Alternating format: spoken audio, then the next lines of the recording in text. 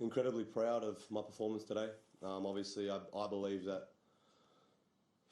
matchup-wise, I think if you asked everyone on tour, I think that he would be. I think they would probably vote him the best player in the world at the moment. His consistency, every game he doesn't drop his level. He shows up every game, plays. He's so.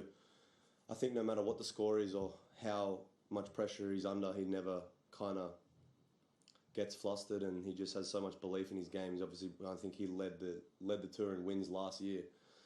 He's just so confident right now, and to be honest, I threw everything I could at him. You know, I thought I served consistently 220 kilometres an hour for three and a half hours almost, and played pretty well from the back, created plenty of opportunities on return games. So I'm super proud of my performance though, from where I was, you know, with my struggles the last 4 or 5 months to be feeling like this, and you know, obviously had COVID a couple of days before.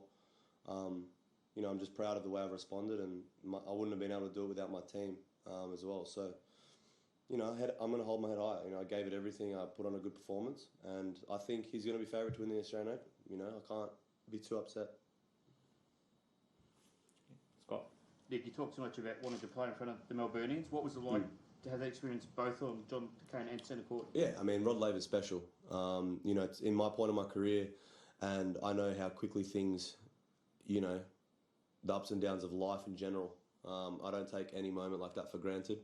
You know, I was embracing, you know, I could obviously feel the match was coming to an end, so I was, you know, looking around and just embracing every little moment, every little light in that stadium. It's special, you know, because I remember when I was a young kid, that was a court that I remember watching a lot of tennis matches on, and one day I thought that I was going to be there and entertaining millions of people, and it became reality. So it was a special moment for me tonight. But yeah, it was obviously, you know, a lot rowdier than it usually is on Rod Laver. And I think, you know, as I've said it many times before, that I think the people of Australia needed this a lot.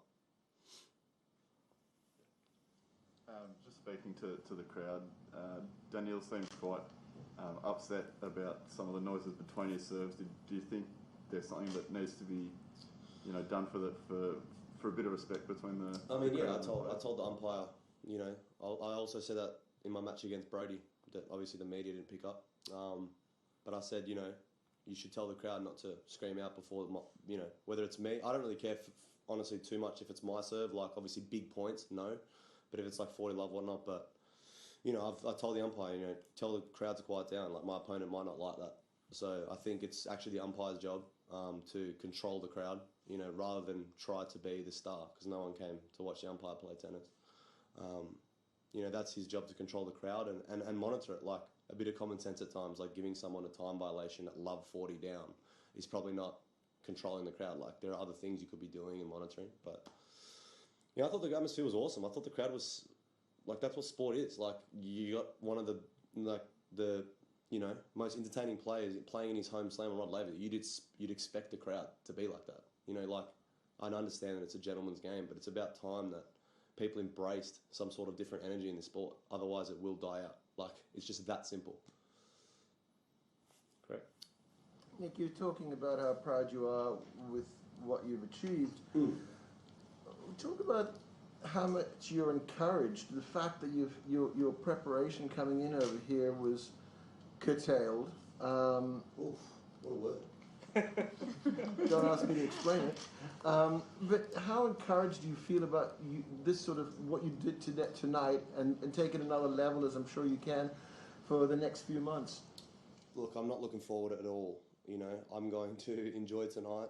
As I said, I don't plan things. I don't really care what's going on in a month's time. Like, I'm going to look forward to going to have some dinner with my team, enjoying moments like that. Tomorrow I got some doubles, and we all know, like, people can doubt me as much as they want, but they know I'm going to turn up and show up for matches like this. That's why the crowd's the way it is. That's why the tickets are the way they are. That's why the views are the way they are. Like, it all speaks for itself. Like, no matter how little I train or how much I play, I'll always lift for matches like this. You know, I'm not going to shy away from it. Obviously, I'm not happy with drawing Daniil Medvedev second round because my ranking slipped. Or, you know, if I play 95% of people tonight on that court, I think I win, to be honest with you. But that's just the way it is. I'm proud. I'm just proud of the way I carried myself. Like, I fought, I gave a good show, and that's it. Like, I'm not thinking about tournaments in my next tournaments or anything like that. I want to just go home now, have some good dinner, and just vibe, basically. Nick, there was a commentator on ESPN earlier today who was saying he was hearing rumblings this was your last year on tour. A what? There was a commentator on ESPN today who was who said on air that he was hearing rumblings this was going to be your last year on tour. Is that fair, accurate? As I said, I don't know what I'm going to be doing in a year's time. Like, I'm probably playing tennis, but as I said, like, I don't know. Like, I don't know. Like, I'll probably be planning to play, but I'm just thinking about tonight and tomorrow. I'm staying with my feet up.